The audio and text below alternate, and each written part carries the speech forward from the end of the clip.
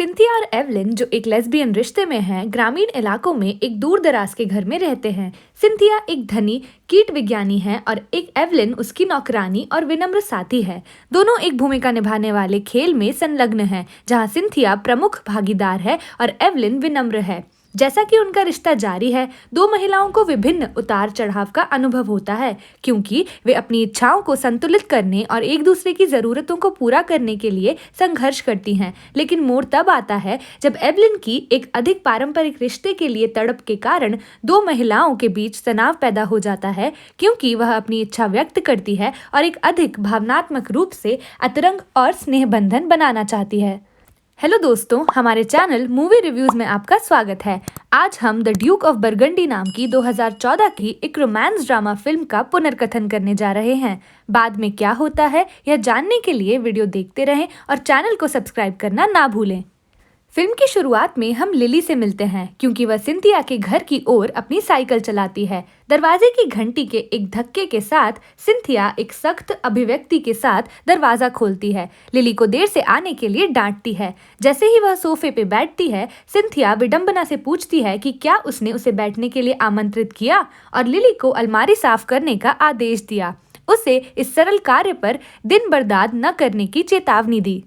घंटों बीत जाते हैं, क्योंकि लिली नग्न से घर की सफाई करती है, गंदगी और जमी हुई गंदगी को साफ करती है और पोंछती है। जैसे ही सूरज ढलने लगता है, सिंथिया लिली को वैसे ही बुलाती है जैसे वह जाने वाली होती है। युवा नौकरानी को सिंथिया के थके हुए पैरों की ओर रुख करने का आदेश दिया जाता है, और जब वह तलवों की मालिश करती है, लिली को उसके माध्यम से एक अजीब सनसनी महसूस होती है। वह सिंथिया के कपड़े बदलते हुए उसकी एक झलक चुराने से खुद को रोक नहीं पाती, जिससे उसके अंदर पैदा हो रही जिज्ञासा को संतुष्ट किया जा सके। अगले दिन जैसे ही लिली पोर्च में झाड़ू लगाती है, सिंथिया चुपके से उसकी खिड़की से देखती है। जब लिली को आखिरकार जाने का मौका मिलता है, तो सिंथिया ने उसे एक नए काम के साथ चौंका दिया, जिससे उसे अपने कुछ नाजुक अंडरगारमेंट साफ करने की जरूरत पड़ी। कार्य बाधित से लिली काम करने के लिए तैयार हो जाती है। केवल पूरा होने पर सिंथिया के महत्वपूर्ण निरीक्षण के साथ मुलाकात की जानी है। पैंटी को पकड़कर सिंथिया लिली को उसके मानकों पर काम नहीं करने के लिए डांटती है और उसे कठोर सजा के लिए बाथरूम में ले जाती है। बाद में रात में सिंथिया और लिली दोनों एक दूसरे के साथ अतरंग हो जाते हैं और एक सनसनीखेज क्षण होता है जहां वे एक दूसरे के शरीर का आनंद लेते हैं। अगले दृश्य में हम सिंथिया को तितलियों पर व्याख्यान देते हुए देखते हैं। यहाँ हमें पता चलता है कि लिली सिंथिया की छात्र है, जो अपने अधिकार क्षेत्र में तितलियों के बारे में सीख रही है और सिंथिया के घर पर एक युवती की तरह व्यवहार करती है, क्योंकि यह सब अभिनय का एक हिस्सा है। इस तरह के खेल का जिसमें सिंथिया प्रमुख है और लिली विनम्र है। छात्र शिक्षक बंधन के अलावा दोनों एक बहुत ही खास बंधन साझा करते हैं, जो उन्हें एक दूसरे के साथ घनिष्ठ होने के लिए मजबूर करता है। लिली जानबूझकर गलती करती है ताकि सिंथिया उसे सजा दे।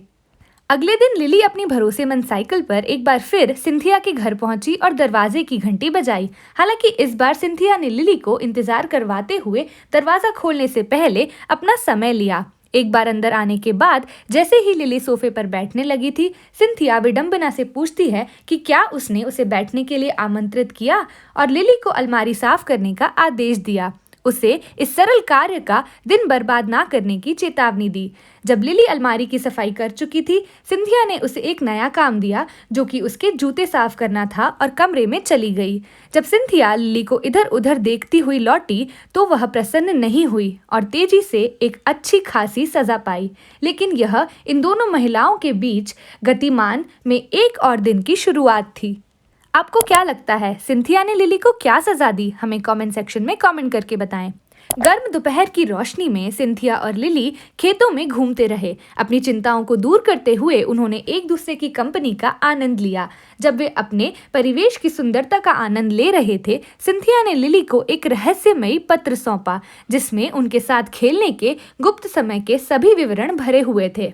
जैसे ही लिली ने जोर से पत्र पढ़ा, उन दोनों ने अपने भीतर प्रत्याशा निर्वाण के रोमांच को महसूस किया। उस रात उनके जुनून भरे उठे और उन्होंने अपनी इच्छाओं को छोड़ दिया, एक दूसरे के शरीर को बेधड़क प्रतियाग के साथ तलाशते हुए।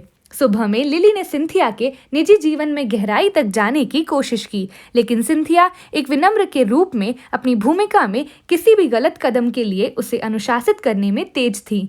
सजा से बावजूद लिली सिंथिया के रहस्यमय आकर्षण के पीछे की सच्चाई को उजागर करने के लिए दृढ़ थी।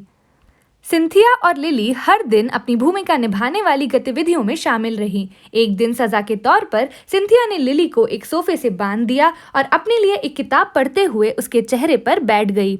लिली के जन्मदिन को अतिरिक्त विशेष बनाने के प्रयास में सिंथिया के पास एक कस्टम निर्मित बिस्तर प्राप्त करने का विचार था, जहां वह लिली को दंड दे सके। हालांकि एक बढ़ई को बुलाने पर उन्हें सूचित किया गया कि इस तरह के बिस्तर के निर्माण में 8 सप्ताह लगेंगे और लिली के जन्मदिन के साथ केवल 2 सप्ताह दूर है। उन्हें आदेश रद्द करना पड़ा।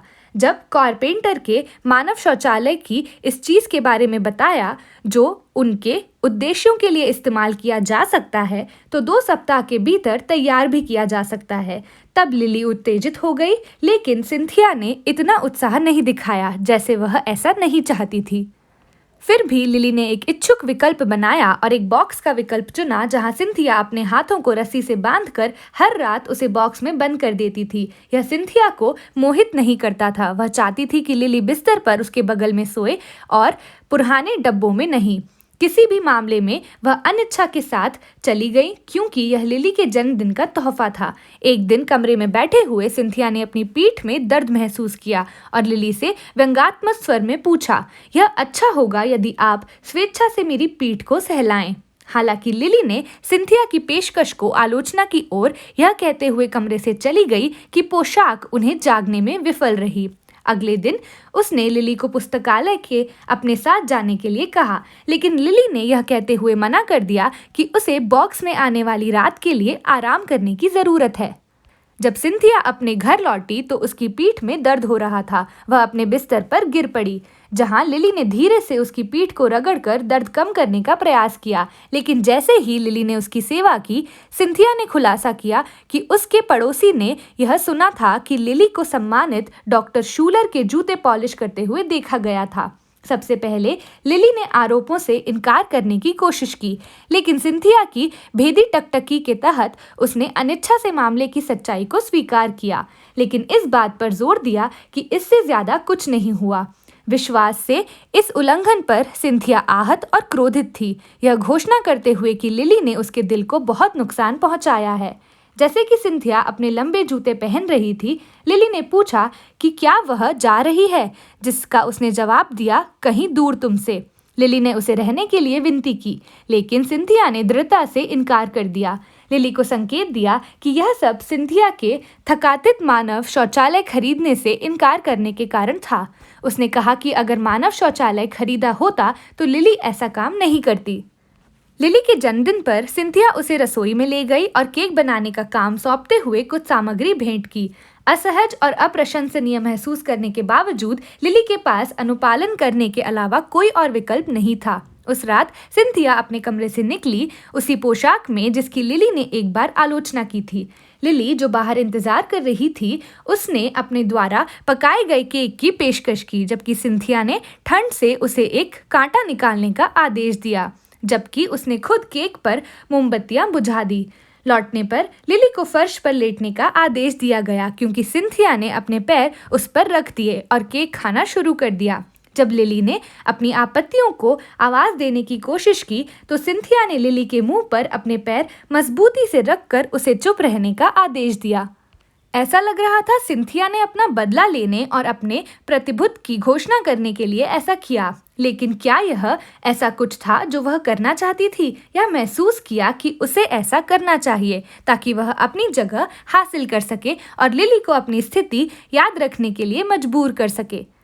आपको क्या लगता है कि सिंथिया इतनी ठंडी क्यों थी, और क्या लिली के जन्मदिन को बर्बाद करना उसके लिए बुद्धिमानी थी? हमें कमेंट सेक्शन में कमेंट करके बताएं। जो भी हो, यह तो साफ था कि दोनों के बीच का घनिष्ठ संबंध टूटने की कगार पर था। अगली सुबह जब सिंथिया उठी तो लिली उससे अपने चेहरे पर बैठने का अनुरोध करती है। अगले दृश्य में हम सिंथिया को लिली के चेहरे पर बैठे हुए देखते हैं, जबकि उसके हाथ सोफे से बंधे हुए हैं। इस बार सिंथिया खुश नहीं थी और उन्होंने इसमें खुशी महसूस नहीं की। हालांकि उसके हाथ में एक किताब थी, लेकिन उसने उसे पढ़ने की परवाह नहीं की क्योंकि उसके मन में अन्य विचारों का कब्जा था। सर्दियों के आगमन के साथ पुस्तकालय जहां सिंथिया समय पर जाती थी बंद हो गई। अब सिंथिया के पास जाने के लिए कोई और जगह नहीं थी और वह अपने विचारों के साथ अकेली रह गई थी। लेकिन फिर भी उन्होंने अपना जलवा बरकरार रखा और तितलियों पर अपना व्याख्यान दिया। दो लव बर्ड्स लिली और सिंथिया थके हुए महसूस कर रहे थे क्योंकि वे अपने रिश्ते में अपनी दैनिक भूमिकाओं के बारे में जाने लगे थे। लिली ने सिंथिया के अंडरगारमेंट्स को अभी अभी धोना समाप्त किया था और हमेशा की तरह सिंथिया कपड़ों का निरीक्षण करने गई और एक पैंटी वापस ले आई जो छूट गई थी और अशुद्ध रह गई थी। वह डांटने की भूमिका निभा रही थी, लेकिन अचानक आंसुओं के फूटने से नाटक बाधित हो गया। सिंथिया अपने संयम को वापस नहीं पा सकी। वह माफी मांगती रही और लिली से भीख मांगती रही कि वह उससे नाराज ना हो। लेकिन लिली, जो इतनी दयालु थी कि कोई शिकायत नहीं रख सकती थी, उसने सिंथिया को गर्मजोशी से गले लगा लिया। सिंथिया ने लिली पे विश्वास किया, उसने खोने का उसे डर प्रकट किया। लिली ने अपने प्यार का इजहार करके और सिंथिया को यह कहकर आश्वस्त किया कि भले ही वह हमेशा इसे ना दिखाए, वह अपने स्नेह को व्यक्त करने के लिए उसके अपने तरीके थे। तो दोस्तों, आज के लिए बस इतना ही। इस अद्भुत फिल्म रिकैप को देखने के लिए इस वीडियो को स्क्रीन पर देखें। इसके अलावा सुनिश्चित करें कि आपने इस पर सब्सक्राइब बटन दबाया है और बेल का आइकन हिट किया है ताकि कोई भी रोमांचक फिल्म रिकैप कभी ना छूटे। देखने के लिए धन्यवाद।